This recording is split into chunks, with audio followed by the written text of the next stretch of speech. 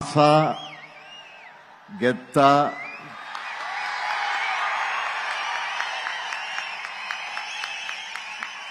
இங்க வந்திருக்க Dravidian stocks எல்லோருக்கும் என்னுடைய முதல் வணக்கம்.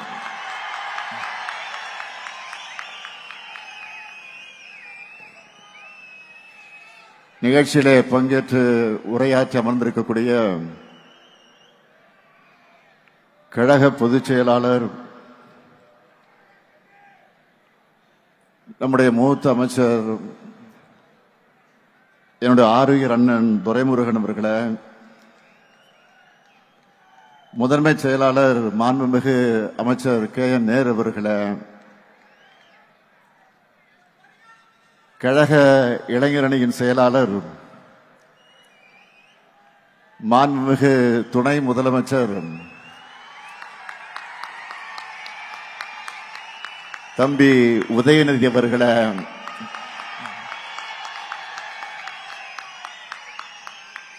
துவக்கத்தில் அனைவரையும் வரவேற்று மகிழ்ந்திருக்கக்கூடிய திருவண்ணாமலை தெற்கு மாவட்ட கழகத்தினுடைய செயலாளர் மாண்புமிகு அமைச்சர் ஏவா வேலு உள்ளிட்ட அமைச்சர் பெருமக்களே, மாண்புமிகு சட்டப்பேரவையின் துணைத் தலைவர் கு பிச்சாண்டி அவர்களே, துணை பொதுச் செயலாளர்கள் பெரியசாமி அவர்களே, முனைவர் பொன்முடி அவர்களே,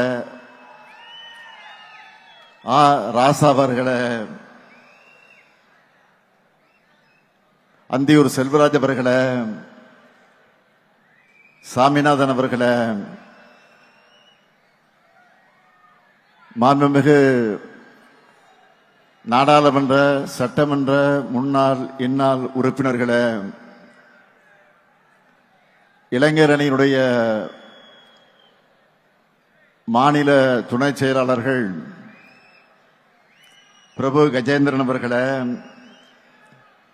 ஜோயல் அவர்களே, இன்பா ரகு அவர்களே, இளையராஜா அவர்களே, அப்துல் மாலிக் அவர்களே, பிரகாஷ் அவர்களே, சீனிவாசன் அவர்களே, பிரதீப் ராஜா அவர்களே, ஆனந்த்குமார் அவர்களே, இளைஞரணியின் மாவட்ட அமைப்பாளர்களே, துணை அமைப்பாளர்களே, தலைமை கழகத்தினுடைய நிர்வாகிகளே, வடக்கு மண்டல இளைஞரணியின் மாவட்ட அமைப்பாளர்கள் மற்றும் நிர்வாகிகளே, என் உயிரோடு கலந்திருக்கக்கூடிய தலைவர் கலைஞர் அவர்களின் உயிரினும் உயிரான அன்பு உடன்பிறப்புகளே,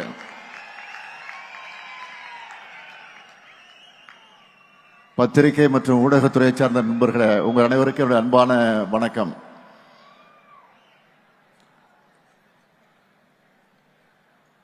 வேலுகிட்ட ஒரு வேலையை சொல்லிட்டா அதை பத்தி நாம சிந்திக்க வேண்டிய அவசியமே இல்லை. அப்படி இந்த கூட்டத்தை சிறப்பா ஏற்பாடு செஞ்சிருக்கக்கூடிய வேலு அவர்களுக்கு என்னதான் இளைஞரணியின் தம்பி உதயநிதி நன்றி சொல்லியிருந்தாலும் தலைமை கழகத்தின் சார்பில் தலைவர் என்கிற முறையில் நானும் நன்றி கூற விரும்புகிறேன். எதிரில் இருக்கக்கூடிய உங்களை பார்க்கும்போது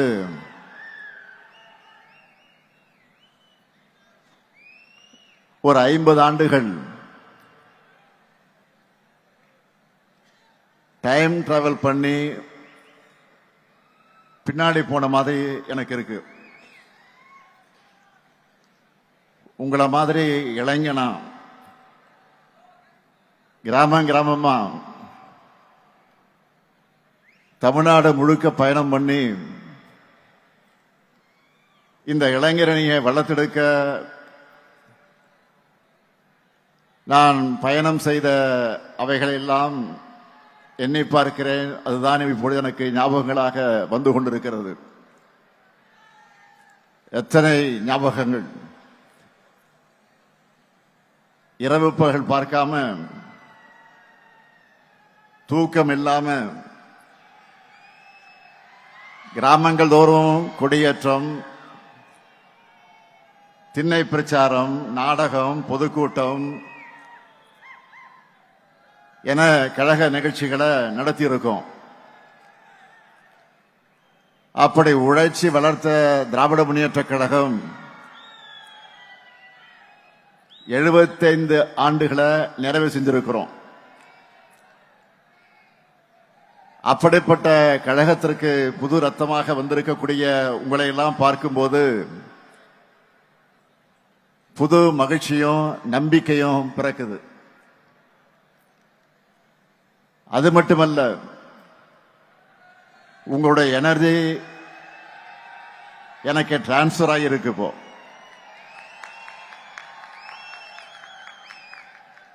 இந்த மாபெரும் இயக்கத்தை பேரறிஞர் அண்ணா அவர்கள் தொடங்கினப்போ அவருக்கு வயசு 40. தலைவர் கலைஞருக்கு 25 வயசு தான். பேராசிரியர், நாவலர்னு பலரும் அவங்களோட இருந்தவங்க அத்தனை பேருக்கு 20கள் தான் இருந்திருக்கிறாங்க. அவங்க எல்லாம் எப்படி ஃபயராக இருந்தாங்க என்பதற்கு ஒரு எக்ஸாம்பிள் சொல்றேன். 1941 தலைவர் கலைஞர் அவர்கள் தமிழ்நாடு தமிழ் மாணவர் மன்றம் என்ற அமைப்பை உருவாக்கினார்.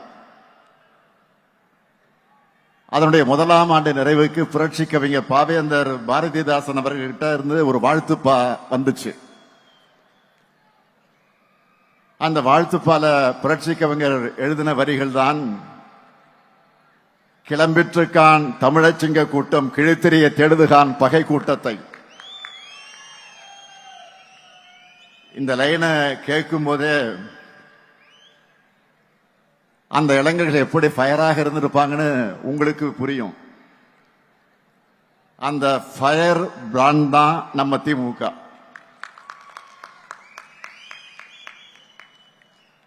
இது எதெல்லாம்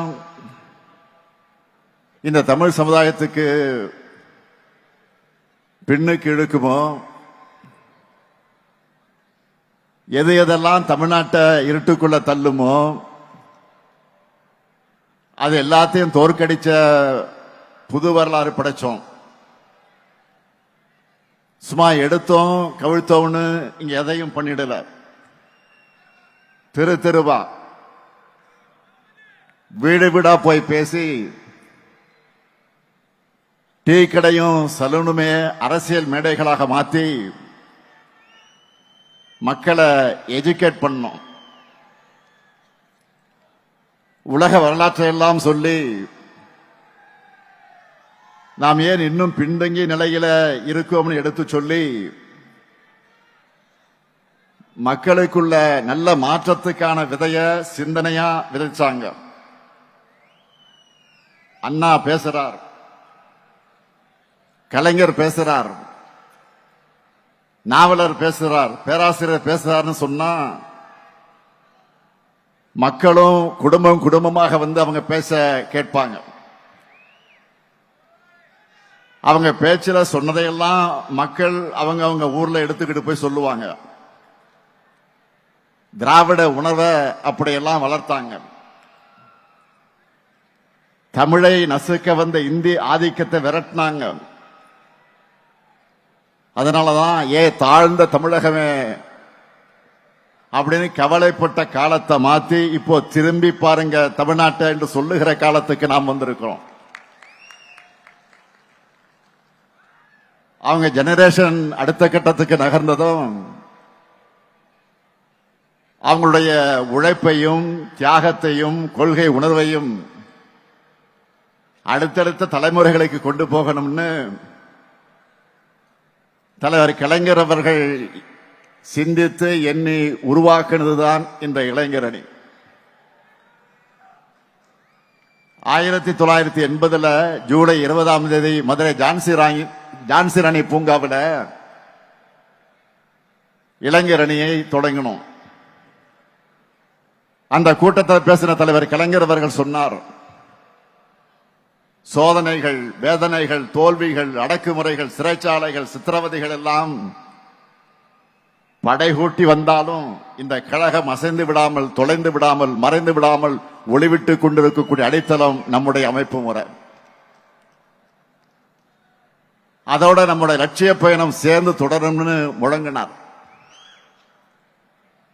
இளைஞரணிய அறிவிச்சிட்டோம்னு சும்மா இருந்துடல.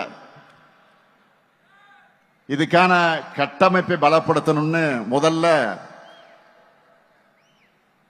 5 குழுவை ஏற்படுத்தினார். அதற்கடுத்து 7 பேர் கொண்ட குழுவை தலைமை கழகம் நியமித்தது. அந்த குழுவிலே நான் ஒருவன். இன்றைக்கு நாடாளுமன்றத்தில் கஜித்துக் கொண்டிருக்கக்கூடிய நம்முடைய திருச்சி சிவா, வாலாஜா ஹசேன், பரிதி இளம்பழுதி, தாரைமணியன், ஜெயம் ஜூலியஸ், பஞ்சவர்ணம் ஆகியோரெல்லாம் இருந்தோம். நாங்களெல்லாம் தமிழ்நாடு முழுக்க ஊர் ஊராக, கிராமம் கிராமமாக, தெரு தெருவாக போனோம். இளைஞர்களை சந்திச்சோம். கழகத்தோட கொள்கைகளை எல்லாம் எடுத்து சொன்னோம்.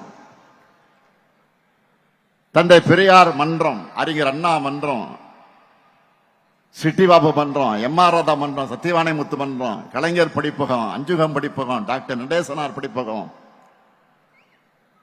டி.எம். நாயர் வாசகர் வட்டம், சர்பேட்டி தியாகராயர் வாசகர் வட்டம்னு ஊர் ஊராக சென்று மன்றங்கள் அமைச்சோம்.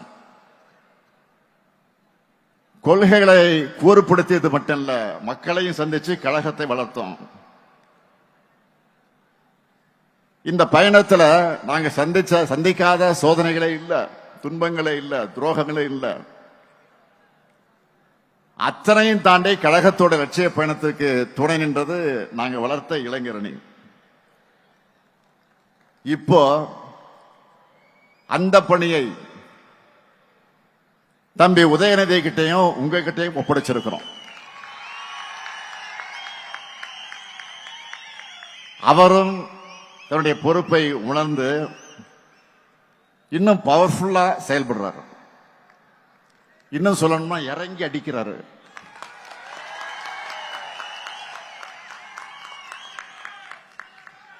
கொள்கை எதிரிகள்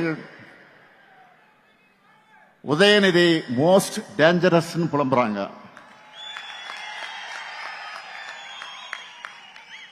அந்த அளவுக்கு கொள்கையில ஸ்ட்ராங்கா இருக்காரு. கழகத்துக்கு எது தேவை என்று உணர்ந்து செயல்படுகிறார் உதயநிதி. முதல்ல அணியோட கட்டமைப்பை வலுப்படுத்தணும்னு லட்சக்கணக்கான இளைஞர்களை கழகத்தில் சேர்த்தார். அடுத்து அவங்களை கொள்கை ரீதியா ஸ்ட்ராங்கா ஆக்கணும்னு பாசறை கூட்டங்களை நடத்தினார். அடுத்து நம்மளோட கொள்கையில இன்னைக்கு இருக்கிற தலைமுறையினரும் புரிஞ்சிக்க வேண்டும் என்பதற்காக புது பேச்சாளர்கள் அவசியம்னு உணர்ந்து ஃபர்ஸ்ட் செட்ல 200 பேரை உருவாக்கினார். அவங்க பேச்சையெல்லாம் கழக மேடையில் கேட்கும் போது எனக்கு அவ்வளவு மகிழ்ச்சியா இருக்கு. அடுத்து இளைஞர்களான நீங்க இன்னும் ஷார்ப்பா பேச, ஸ்ட்ராங்கா களமாட நிறைய புத்தகங்கள் உருவாகணும். அதுக்காக முத்தமிழ் அறிஞர் பேர்ல பதிப்பகம் தொடங்கினார். சரி, இதெல்லாம் செஞ்சுட்டோம்னு சும்மா இருக்கல. இதெல்லாம் உங்களுக்கு சேரணும்னு அறிவு திருவிழா நடத்துறார். பல இடங்களில் லைப்ரரி ஆரம்பிக்கிறார். இதுதான் ஒரு பொலிட்டிஷியனுக்கு குவாலிட்டி. சரி, உதயநிதி இவ்வளவும் செய்கிறாரு அப்படின்னு அடுத்து நீங்க என்ன செய்யணும்? அதை பற்றி கூட உதயநிதி இங்க சொன்னார். நம்மோட லெகசியை மக்கள்கிட்ட கொண்டு போய் சேர்க்கணும். கழகத்தை வளர்க்கிற பணியில, கொள்கை விதைக்கிற பணியில ஈடுபடணும். காலையில முரசொலி படிச்ச பிறகு அதுல வெளியாகி இருக்கக்கூடிய கட்டுரைகள், கருத்துக்கள், தலையங்கங்கள், திராவிட இயக்க பார்வைகள்னு எல்லாவற்றையும் உங்களால முடிஞ்ச அளவுக்கு எல்லார்கிட்டையும் கொண்டு போய் சேருங்க. அது எல்லாத்தையும் சுருக்கமா இன்றைய இளைஞர்களுக்கு புரிகிற வரையில கிரியேட்டிவா மாத்தி உங்களுக்குன்னு ஒரு ஸ்டைல பேசி எழுதி கொண்டு போங்க. அவங்களுக்கு விழிப்புணர்வையும் தெளிவையும் ஏற்படுத்தி தமிழ்நாட்டை உயர்த்தக்கூடிய கழகத்தின் பாதையில அவங்களை கொண்டு வரணும். இன்னைக்கு தொழில்நுட்பம் எவ்வளவோ பெருகிடுச்சு, அந்த அளவுக்கு உங்களுடைய கடமையும் பெருகிடுச்சு. ஏன்னா ஒன்றியத்தில் பாஜக அரசு 3வது முறையா ஆட்சி அமைச்சிருக்கக்கூடிய இந்த ஆணவத்தில்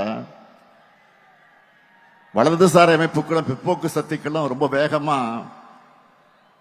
முன்னைய போதும் இல்லாத ஆக்ரோஷத்தோட செயல்பட தொடங்கியிருக்காங்க. வெளுத்ததெல்லாம் பால் நம்பக்கூடிய மக்கள் கிட்ட பொய்களை, அவதூறுகளை, பிற்போக்கு எண்ணங்களை தேன் தடவி வார்த்தைகளால் கொண்டு போய் சேர்க்க ட்ரை பண்றாங்க. எடுத்துக்காட்டுக்கு சொல்றேன், எல்லோரும் ஃபேமிலி ஃப்ரெண்ட்ஸ் வாட்ஸ் குரூப்ல இருப்பீங்க. அதுல சொந்தங்கள் தங்களோட அன்பை உணர்வை பரிமாறிப்பீங்க. ஆனா அதுல ஒருத்தர் மட்டும் எதை பத்தியும் கவலைப்படாம விஷம் தேய்ந்த கருத்துக்களை ஃபார்வர்ட் பண்ணுவாங்க. பலரும் ஏதோ படிக்காம அனுப்பியிருக்காருன்னு கடந்து போயிடுவோம். அதை அட்வான்டேஜா எடுத்துக்கிட்டு அவரும் தொடர்ந்து மெசேஜ் அனுப்புவார். அப்படிப்பட்டவங்களுடைய பிற்போக்கு கருத்துக்கள் தொற்று நோய் மாதிரி வேகமா பரவும். அதை தடுக்கணும்னா அதுக்கு மாற்று மருந்தான நம்முடைய கொள்கைகளையும் நாம தீவிரமா பரப்பணும். பொய்யை பேசுறதுக்கு ஒருத்தர் தயங்காத போது உண்மையை பேசுறதுக்கு நெஞ்சில உரம் இருக்க நாம் ஏன் தயங்கணும்? எதுக்காக இதை சொல்றேன்னா, இப்ப நம்ம தோல்ல தமிழ்நாட்டையும் தமிழ் மொழியும் காக்க வேண்டிய கடமை மட்டுமல்ல, ஒட்டுமொத்த இந்தியாவையும் நாட்டோட பன்முகத்தன்மையையும் காக்க வேண்டிய கடமை நமக்கு இருக்கு. இந்தியாவிலேயே பிஜேபிக்கு எதிராக ஐடியாலஜிக்கல் ஃபைட் பண்ணிக்கிட்டு இருக்கக்கூடிய ஒரே மாநில கட்சி நம்முடைய திமுக தான். அவங்களால வெற்றி கொள்ள முடியாதது நம்முடைய தமிழ்நாட்டை மட்டும்தான்.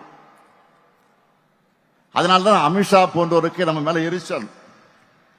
பேசினாங்கல்ல, அண்மையில கூட என்ன பேசினார் அவரு? பீகாரை ஜெயிச்சிட்டோம், அடுத்து டார்கெட் தமிழ்நாடு தான் சொல்றாரு. மாண்புமிகு அமித்ஷா அவர்களே, நீங்க உங்க சங்கி படையே கூட்டிக்கிட்டு வந்தாலும் உங்களால் ஒண்ணும் இங்க பண்ண முடியாது. இது தமிழ்நாடு, இது தமிழ்நாடு. எங்களுடைய கேரக்டரையே புரிஞ்சிக்க மாட்டீங்களா?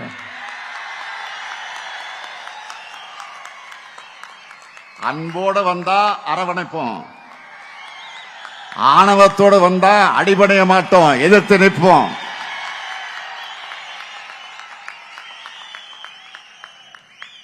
மீண்டும் சொல்றேன், அன்போட வந்தா அரவணைப்போம்,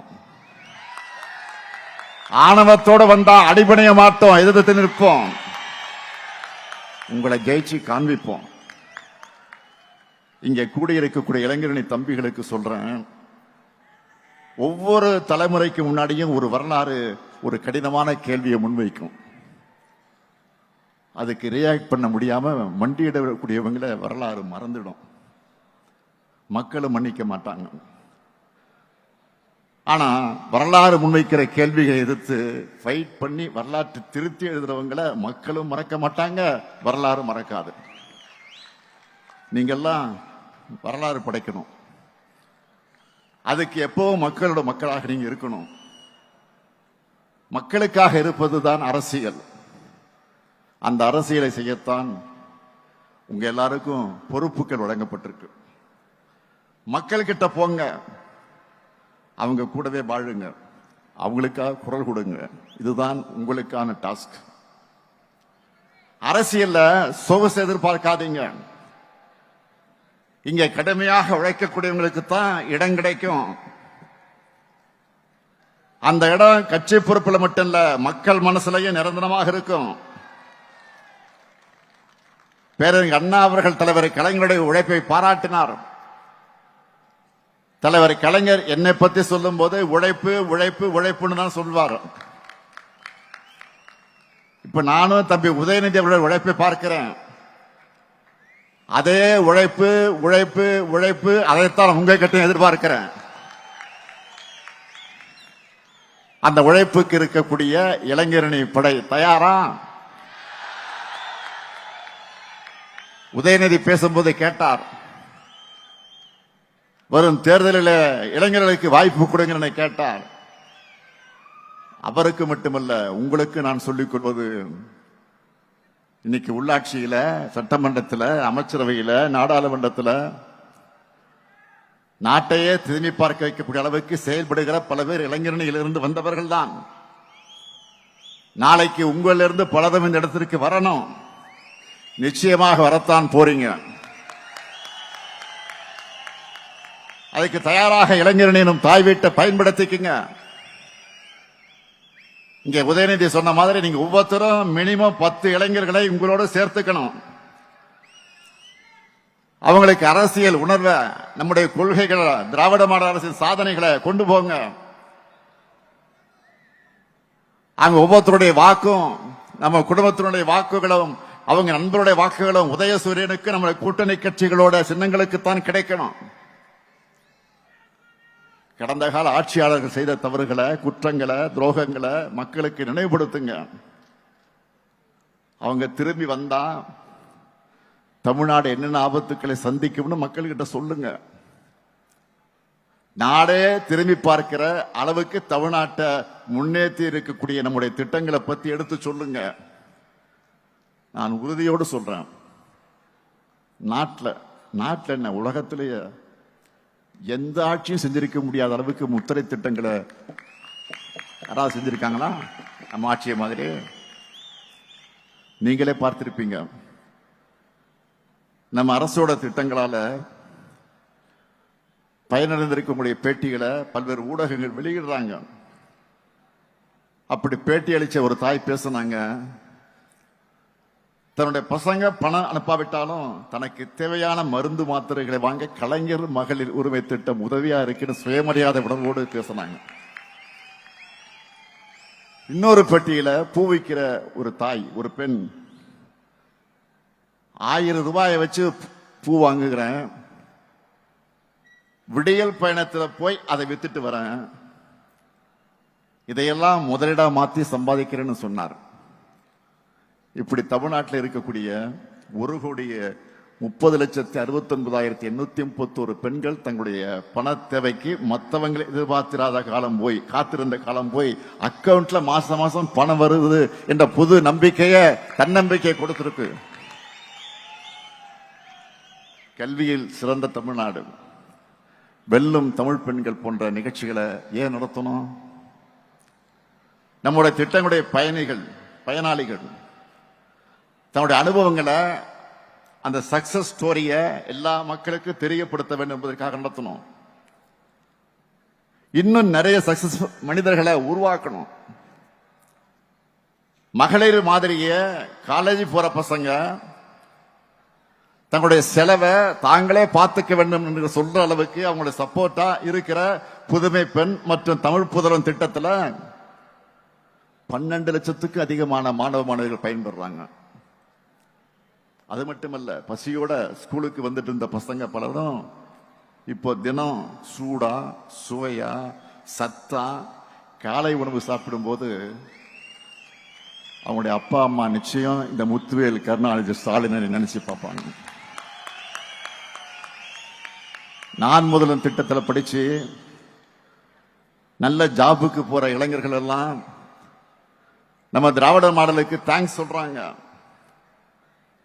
ஒவ்வொரு நாளும் யாரு கையும் எதிர்பார்க்காம விடியல் பயண திட்டத்தில் பயணம் செஞ்சுட்டு இருக்கக்கூடிய கோடிக்கணக்கான மகளிர் இதுதான் எங்களுக்கான கவர்மெண்ட் பஸ்ன்னு பெருமைப்படுறாங்க.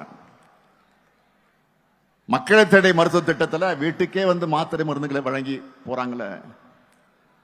நலமாக இருக்கக்கூடிய 2,53,49,475 பேர்களும் பாராட்டுறாங்க.